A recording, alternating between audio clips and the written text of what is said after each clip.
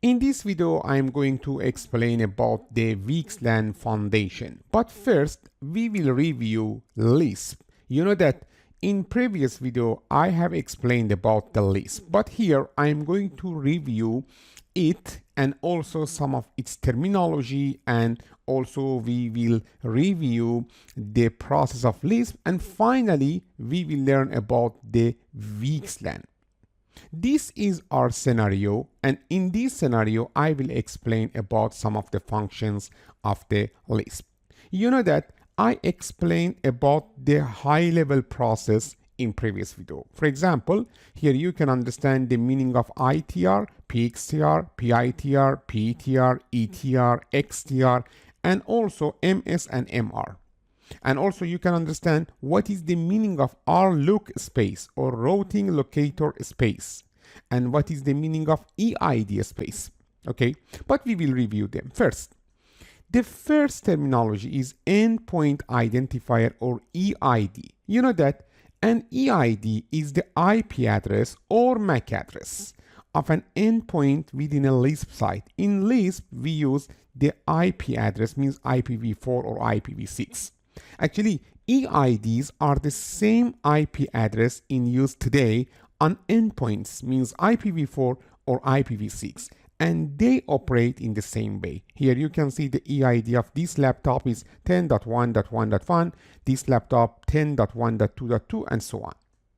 About the Lisp site, you know that this is the name of a site where Lisp routers and EIDs reside. Okay, here you can see that we have a Lisp site. This is Lisp site 1, this is Lisp site 2, and this is Lisp site 3. Okay, you know that when we have a Lisp site and we have EID on this Lisp site, the ETR, okay, should actually register the EIDs into the mapping server. I explained it, okay?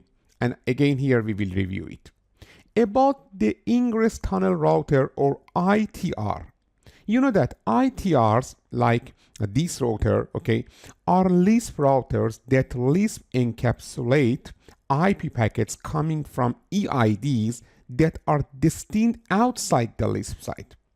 What does it mean? It means that when we receive a packet from EID in ITR, we will encapsulate it, okay, and forward it to the destination or to the ETR connected to the destination or receiver. Okay, about the ETR or egress tunnel router, or this is like an ETR. ETRs are Lisp routers that de-encapsulate Lisp encapsulated IP packets coming from sites outside the Lisp site and destined to EIDs within the Lisp site. It means that in ETR we receive traffic, for example, encapsulated from non-Lisp sites, or maybe from ETR. Here you receive a traffic encapsulated in ETR from the ITR connected to this Lisp site. You de-encapsulate it and forward it to the Lisp site 3. And about the XTR, or this is tunnel router, or we can say ingress egress tunnel router. XTR refers to routers that perform ITR and XTR functions, okay, which are most routers like this. It can encapsulate or de-encapsulate. About the proxy ITR or PITR, as you can see, PITR connected to non-Lisp site like internet, like data center. PITRs are just like ITRs, but for non-Lisp site that send traffic to the EID destination. About the PETR or proxy ETR.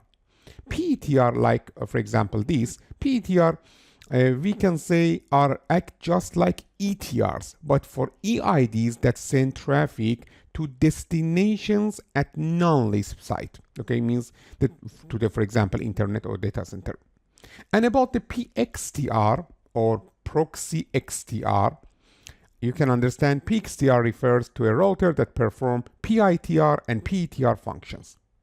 And about the, for example, routing locator here, or Lisp router, You know that the Lisp router, a Lisp router is a router that performs the functions of any or all of the following. Maybe ITR, ETR, PITR, or PETR. Okay, each of them. About the routing locator or RLOOK. You know that an RLOOK here, for example, we have RLOOK. This is the RLOOK, or it can be the loopback IP address in the ETR, in the XTR, in the ITR. Okay. About the RLOOK, an RLOOK is an IPv4 or IPv6 address of an, for example, ETR that is internet facing or network core facing. About the MS or mapping server or map server, this network device, typically a router, learns EID to prefix, or we can say EID to prefix mapping entries from an ETR and stores them in a local EID to RLOOK mapping database. Okay, you understand because I explained it in the previous video. And after that, map resolver or mapping resolver, MR, this network device, again typically a router, receives Lisp encapsulated map request from an ITR and finds the appropriate ETR to answer those requests by consulting the map server. But it is possible that we have both of these two functions in one router, mapping server, mapping resolver. When MS and the MR functions are implemented on the same device, the device is referred to as MSMR. All right, let me to review the Lisp operation. This is the first step, map registration and map notify. As you can see, the ETR or egress tunnel router here should inform to the MS that I have connectivity to which EID. Include the RLOOK IP address. The ETR will send, for example, 10.1.2.0/24, this subnet with its RLOOK, its loopback IP address 164.2.2 to the MS. But here we have some details. I want to give you a little more information in this video. As you know, the ETR should advertise its EIDs to the MS. With which message? With map registration. Number one is the map registration. And after receiving map registration with MS, MS will send the map notify. It means that I received your information. And finally, we will have this information in the mapping server. But here we need to know something. First, ETR advertises its EIDs to the MS like this, 10.1.2.0/24, and RLOOK is 100.64.2.2. Maybe you think that when one ITR asks from the mapping server or mapping resolver actually about the specific EID, the mapping resolver directly answer to the ITR. But here we have some details. Let me to write here. First, assume that the ETR register with map register message, okay, the EIDs to the MS. This is the first step. And after that, one ITR ask with the request that I will explain, I will review it again in the next part of this video. From the MR, what is the, for example, RLOOK to reach a specific EID? We have EID, what is the RLOOK? You know that MR should ask from the MS. But we are assuming that MR and MS are, both of them are in one router. Because of that here, actually it asks from the MR and MS available here. Because of that, MR can use the database or cache of MS.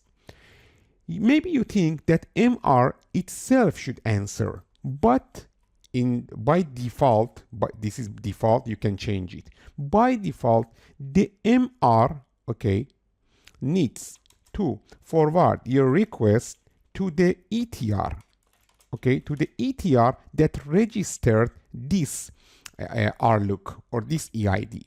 And then the ETR directly reply to the ITR. Okay, this is the default process. But here we have some notes. It is possible to receive answer from MR directly. How?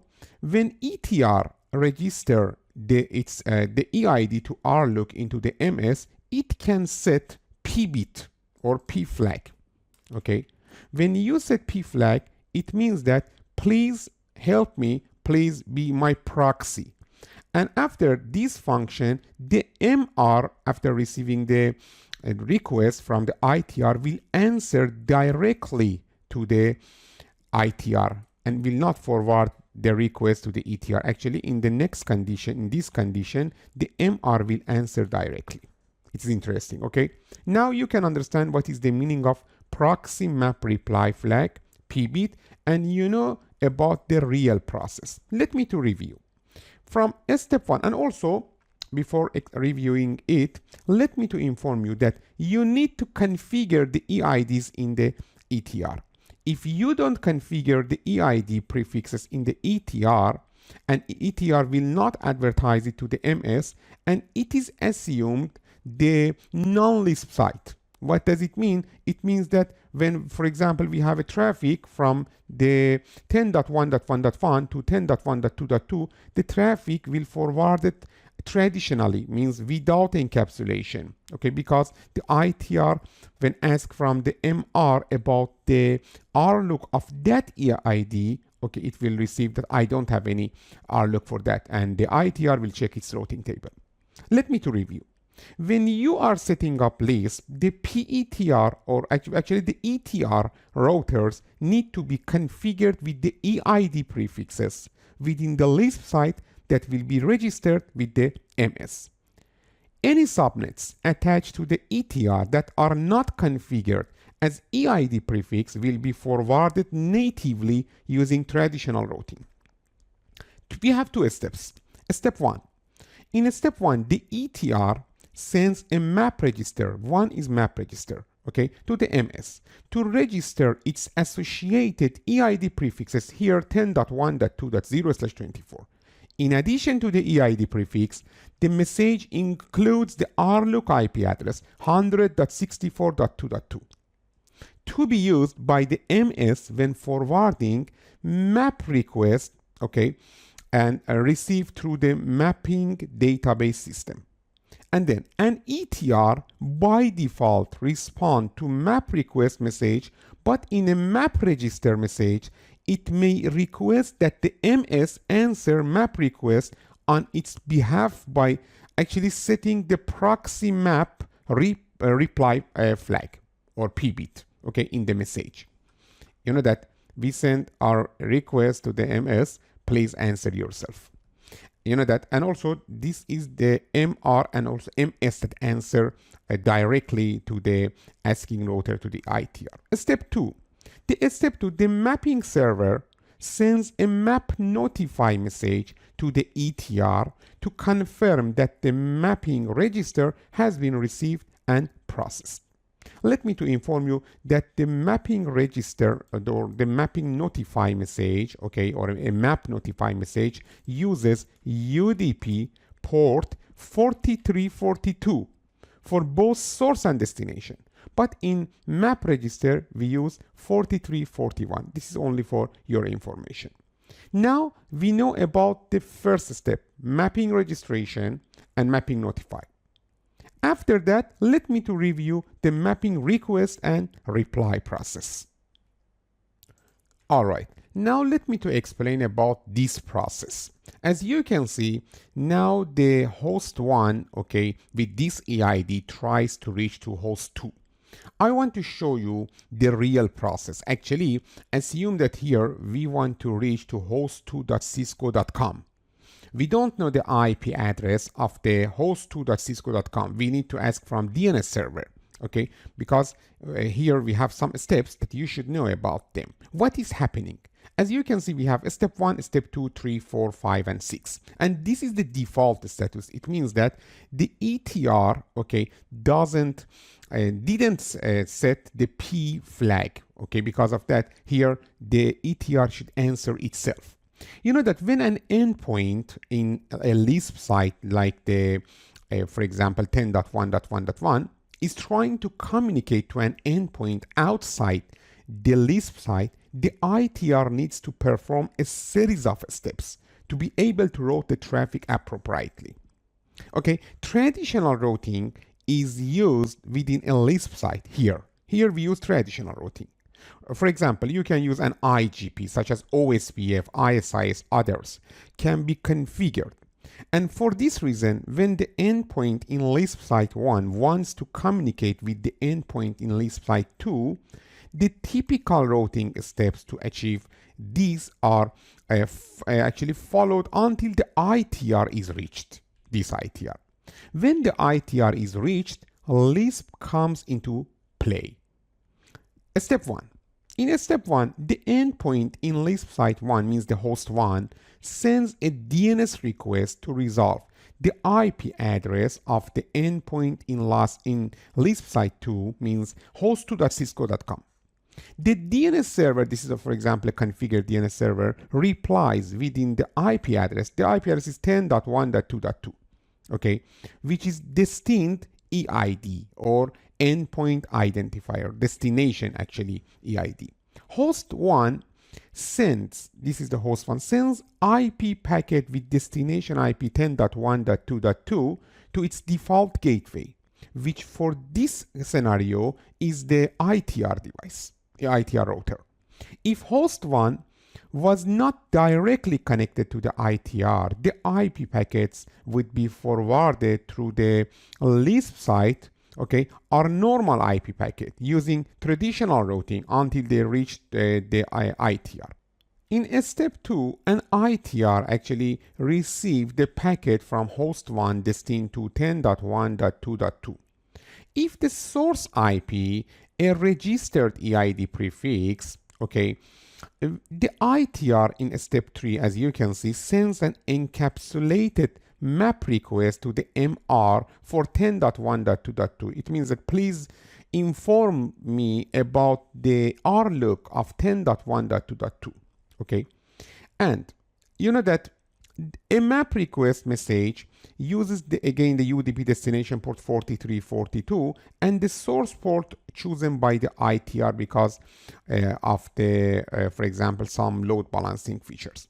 After that, because the MR and MS functionality is configured on the same device, the MS mapping database system forwards the map request to the authoritative, means the source of truth ETR, because it knows which ETR, okay, has access to which EIDs. Because of that, it will forward this request to the ETR. And if the MR and MS functions were on different devices, the MR would forward the encapsulated map request to the MS as received from the ITR, okay? And the MS would then forward the map request packet to the ETR. But here, because they are in same device, the ETR will answer.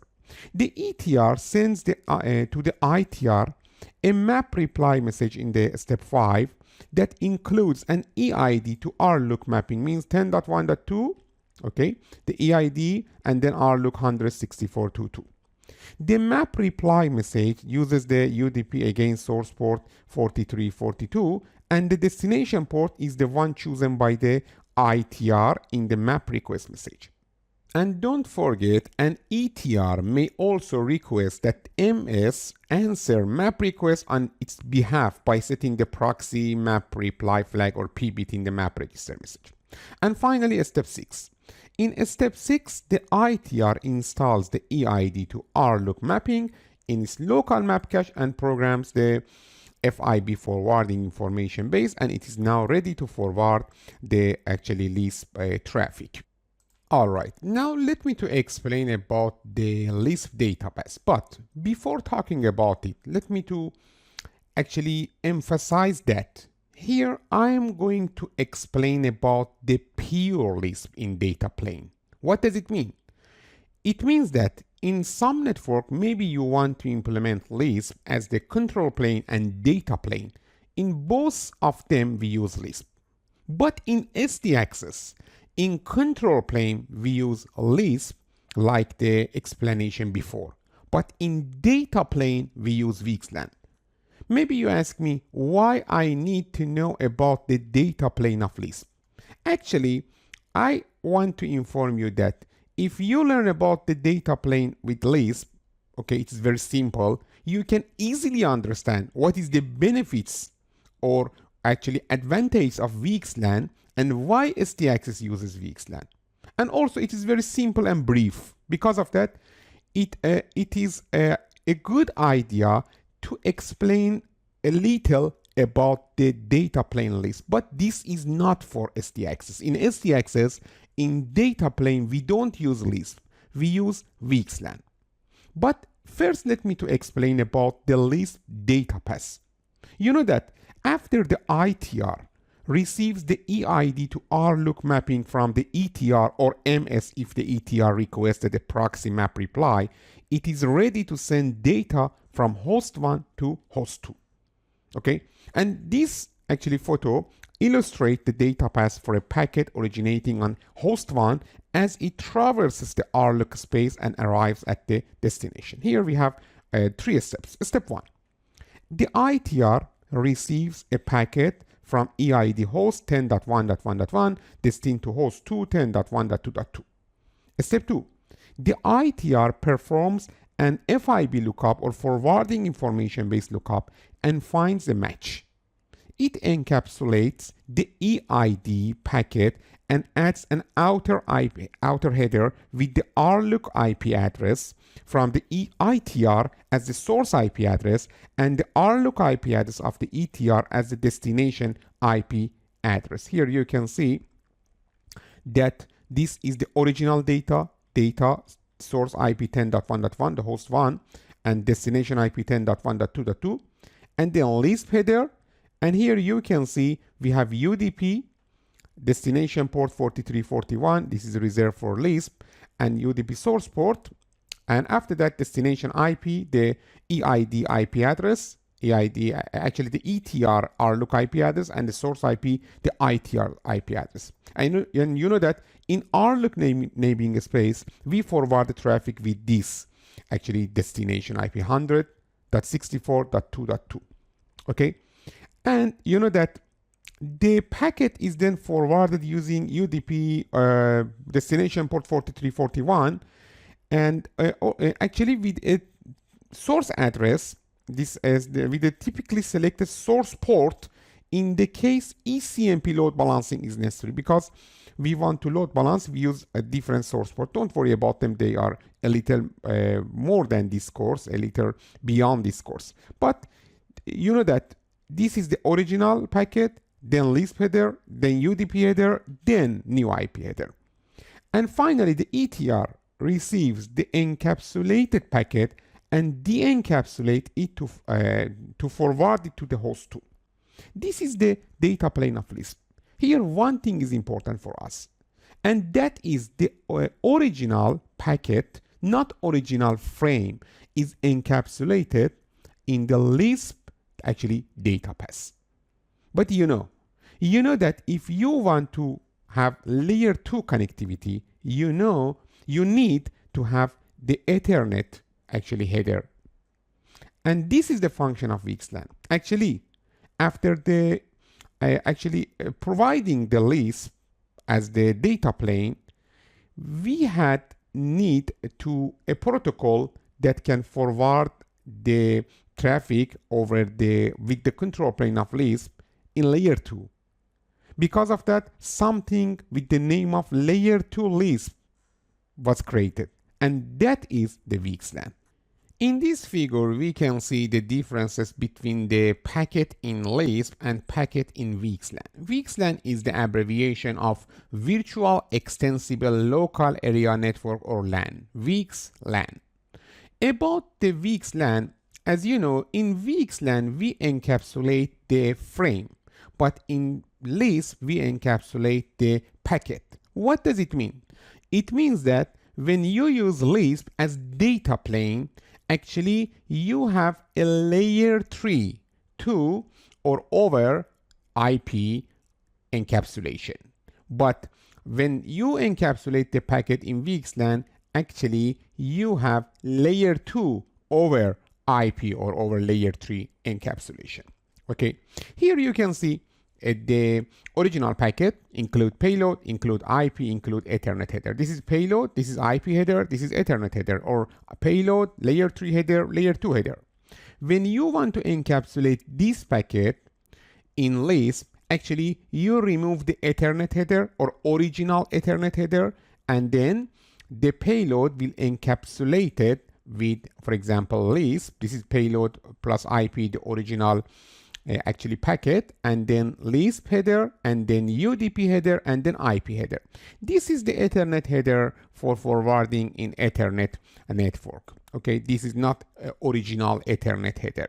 Okay, and after that, in VxLAN actually, we encapsulate all of frame packet in VxLAN. This is encapsulating the frame with VxLAN header and UDP and then IP and then new Ethernet header. Okay, this is the difference. But here we have many actually notes. First, let me to inform you that VxLAN is an overlay data plane encapsulation scheme that was developed to address the various issues seen in traditional layer 2 networks. Okay, you know that we can use Lisp in both control plane and also data plane. But VxLAN is used for data plane. Actually, in SD access solution, for control plane, we use Lisp, and for data plane, we use VxLAN. After that, about the VxLAN, let me to inform you that the INA or Internet Assigned Numbers Authority assigned to VxLAN the UDP destination port 4889. Okay, there may be some older or pre-standard implementation of VxLAN that are using UDP destination port 8472. The reason for this discrepancy is that when VxLAN was first implemented in Linux, the VxLAN UDP destination port had not yet been officially assigned, and Linux decided to use port 8472 because many vendors at the time were using UDP destination port 8472. Later, INA assigned port 4789 for VxLAN, and to avoid breaking existing deployment, some Linux distributions decided to leave port 8472 as the default value. Okay, you need to be sure to check which is the right port to use when dealing with multiple vendor interoperability actually situations. But in most cases, you see port 4789. All right, until now, we learned about the Lisp, about the control plane, and a little about the data plane. But from this point, I'm going to explain about the VxLAN. Now we can understand VxLAN. Actually, when you are working with Cisco SD Access, the overlay created with VxLAN tunnels. But you know that in underlay, for learning about the RLUX, we need to use Lisp.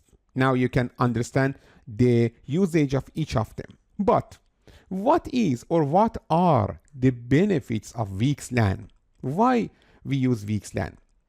Let me to inform you that maybe the first benefit for us is encapsulating layer 2 frame from the source Lisp site to the destination Lisp site. And it is very interesting for us.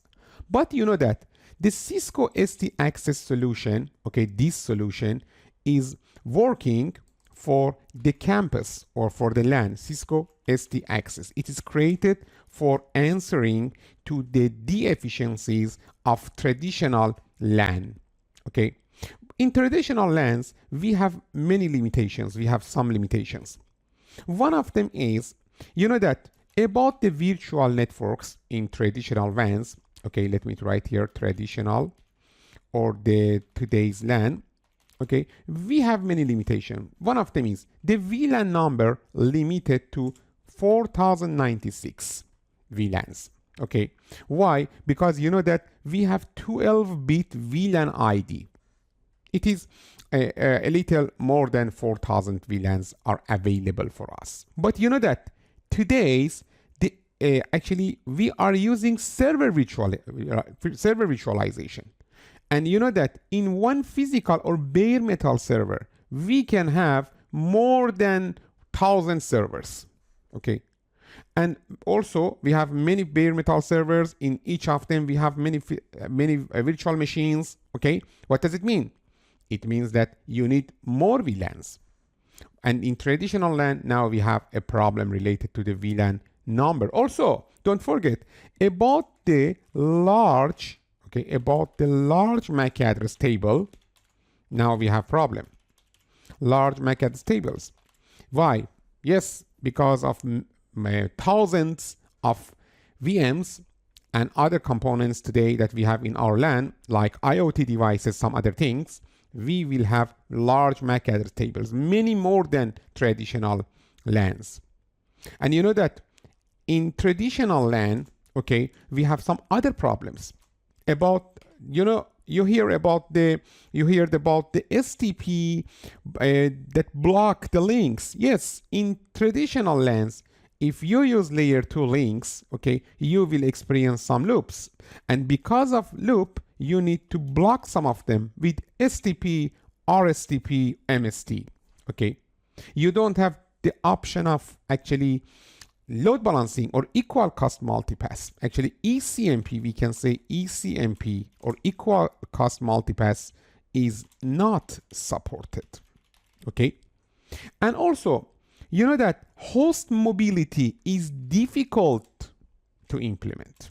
Why? Because when you want to roam a host from one switch to other switch, everything should change about the MAC address table, about the IP addressing, about the, for example, the other features.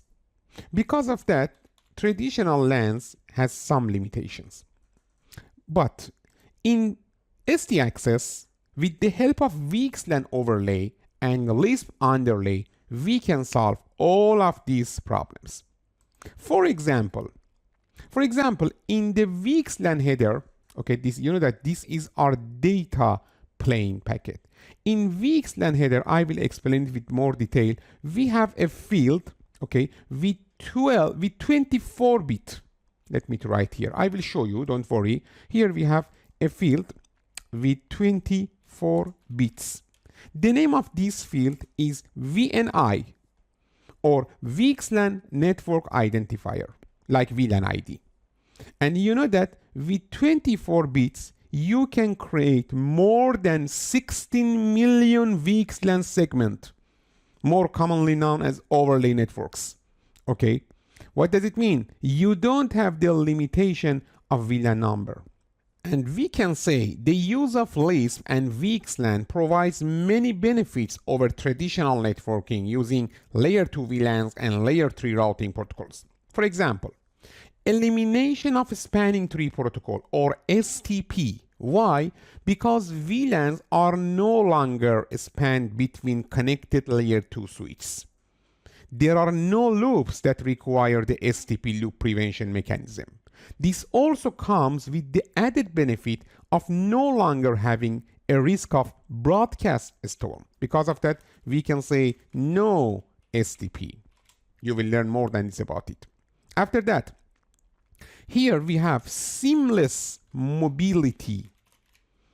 Because, as you know, Lisp uses a primarily host roots and also a pool model. ITR needs to ask from them actually mapping resolver, and this is a pool model. Endpoint mobility is made easier and more efficient without the overloading of routing tables that would occur with traditional routing protocols. And also, you know that here we have the option of ECMP. What does it mean? It means efficient use of redundant links, okay? You know that in our look namespace, we use layer 3 links. Because SD Access is a layer 3 based solution, it can take advantage of parallel links between devices in the fabric using layer 3 load balancing mechanisms such as equal cost multipass or ECMP routing. Okay, and also let me to inform you that we have other benefits and you will learn about them. For example, let me for the first time introduce the SGT. SGT is the abbreviation of scalable group tags. Okay, about the scalable group tags, actually you assign the SGT, this is a tag like a number, for example number 10, inside the VxLAN header. And after that, the devices in the past can see this, can use this SGT and provide different services, different security services for the packet. Don't worry about it, but Cisco SD Access leverage Cisco TrustSec SGTs for microsegmentation. Okay, you will learn about it.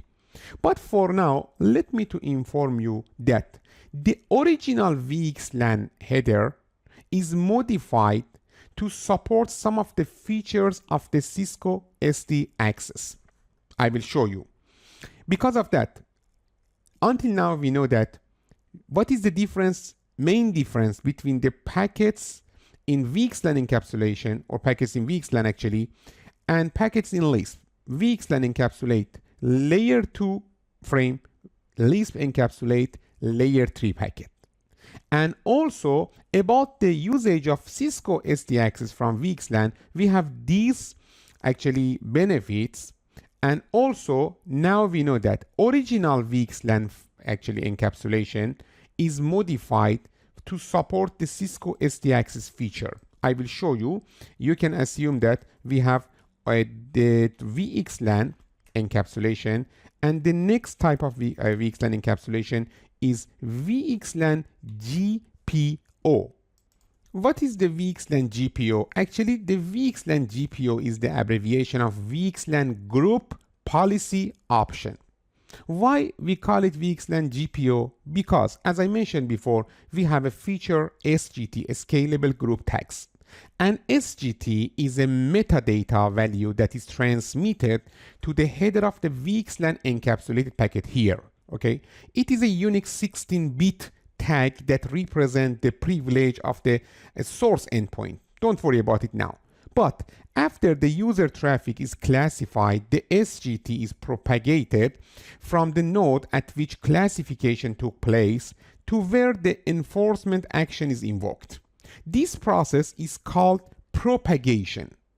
And propagation in this network, okay, occurs through the VxLAN group-based policy option, or VxLAN GPO. Because of that, we call it VxLAN GPO. Let me to show you the header of VxLAN with more detail. Actually, this is the modified version customized for Cisco SD Access and also for other solutions like the BGP, EVP, and VxLAN. Don't worry about them. We use VxLAN GPO in Cisco SD Access. Alright, in this figure we can see VxLAN packet format. Actually, VxLAN, as I mentioned before, is an overlay data plane encapsulation scheme that was developed to address the various issues seen in traditional layer 2 networks. And it extends layer 2 and layer 3 overlay networks over a layer 3 underlay network using MAC in IP UDP tunneling. Each overlay is termed a VxLAN segment according to the VxLAN VNI number. Look at here. This is the original data, original packet, original frame, data, original IP header, Ethernet header, and then VxLAN header, and their outer VxLAN UDP header, outer VxLAN IP header, and their outer Ethernet header. You know that the destination port is 4789, and UDP source port is various, is different, and also we have a destination VxLAN IP. Inside of the VxLAN header, as I mentioned before, we have VNI, or VxLAN Network Identifier, okay, which has only, you know that it has 24 bits. And what does it mean? It allows you up to 16 million VxLAN segment, okay, to create within the same infrastructure. Why? Because when we send packet, we can add it, the VNI number, and because here we have 24-bit, 2 to the power of 24 condition can be present with different VNI number. The VNI is located in the VxLAN shim header, okay, that encapsulates the original inner MAC frame originated by an endpoint. And the VNI is used to provide segmentation for layer 2 and also layer 3 traffic. Also, let me to inform you about the one term that you hear in VxLAN. Maybe you don't see it in the Cisco SD access, but it is useful to for better understanding of VxLAN. The name of this term is Virtual Tunnel Endpoint or VTEP. Let me to show you. In this figure, we can see the VxLAN VTEP. VTEP is the abbreviation of Virtual Tunnel Endpoint. For example, this can be an ITR and this can be an ETR, okay, or XTR. And you know that endpoints or EID host connected to the, for example, ITR and also ETR, and this is our Lisp network, okay. Actually, we want to encapsulate over this. What is happening? Here we have in each device, we have two types of interfaces. First, local LAN interface. This is the actually switch port. And also we have IP interface. This can be the switch virtual interface or SVI or maybe a loopback interface. Okay, actually about the local LAN interface, these interfaces on the local LAN segment provide bridging between local hosts. Okay, and also about the IP interface, this is a core facing network interface for VxLAN. The IP interface's IP address helps identify the VTEP in the network. It also used for VxLAN traffic encapsulation and de-encapsulation. This is the source IP of the outer IP header, and this is the destination IP of the outer IP header. All right, now we can understand the difference between the VxLAN and VxLAN GPO that we use in the Cisco SD access. Here you can see the VxLAN encapsulation, and here you can see the VxLAN GPO encapsulation. Both of them are VxLAN. The difference is related to the headers, to the fields inside the VxLAN header. Okay, as you can see, in both of them we have the encapsulation of Ethernet frame, and everything is same in about the packet, about the Ethernet frame encapsulated, about the outer VxLAN UDP header, outer VxLAN IP header, and outer Ethernet header. But inside of the VxLAN header, we have some differences. This is the original VxLAN. Only we have VNI, okay, and other fields are reserved. But when we use the VxLAN actually GPO, here we have, instead of this reserved, we have group policy ID, and also we have some differences in the flags. I'm not going to actually explain about all of these flags details, and because they are beyond the scope of our course, but let me to inform you about the most important, one of the most important parts of this actually header, group policy ID. It is very important. Also the VNI very important. You know that with VNI, we create different segments, different virtual networks. With group policy ID, we can implement Cisco TrustSec SGT actually policies. Okay, and about them, but I want to explain it a little. About the group policy ID, this group policy ID has 16 bits, and we will use it, don't worry, 16 bits. And it is an identifier that is used to carry the SGT tag.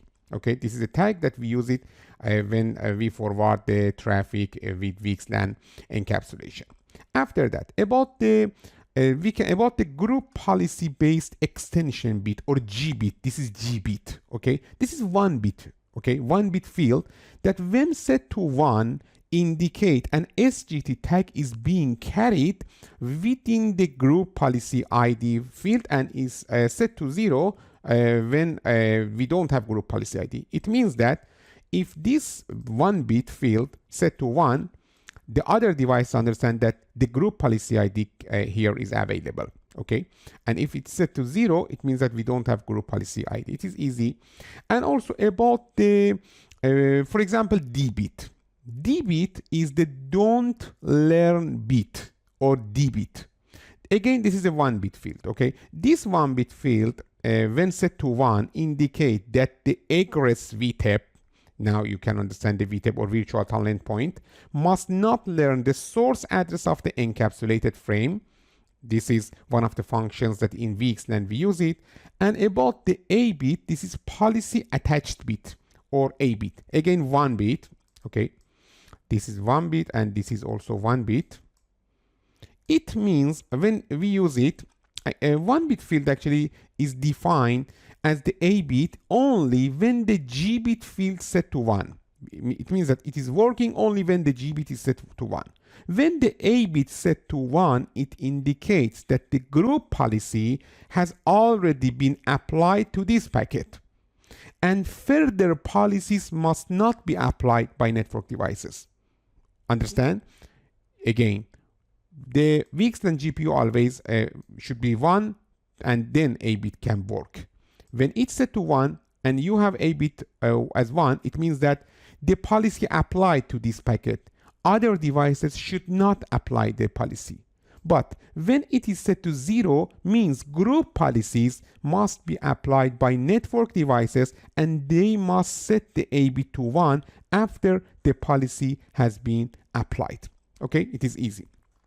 About the more detail, don't worry, we will learn about them in future. Actually, you know that we are trying to be ready for SD access, not VxLAN itself, not Lisp itself. Until now, we have learned about the underlay and how actually Lisp create our underlay. And also we learned about the VxLAN in original format and VxLAN GPO that is suitable for our SD access requirements. In SD access, you will use VNI, and now you can understand where is the UNI, what is the UNI, and you will more than this understand in future when you implement them. Now you know about the group policy ID, and you will learn more than this when you implement the policies with Cisco TrustSec in Cisco SD access. Because of that, now we are more ready to understand the SD access foundations. Okay? In each video, we will increase our knowledge. After that, we will start to implement features of Cisco SD access. With the help of this foundation knowledge, we can understand the functions available in the Cisco DNA Center or Cisco SD access. Because of that, all of these concepts are necessary. But if you want to learn about the details of Lisp, how we can configure Lisp, how we can, for example, implement other features of Lisp or VxLAN, they are different courses. All right, now it's your time. You need to review the contents of this video, and then you will be ready for learning more than this about the Cisco SD Access Foundation in the next video.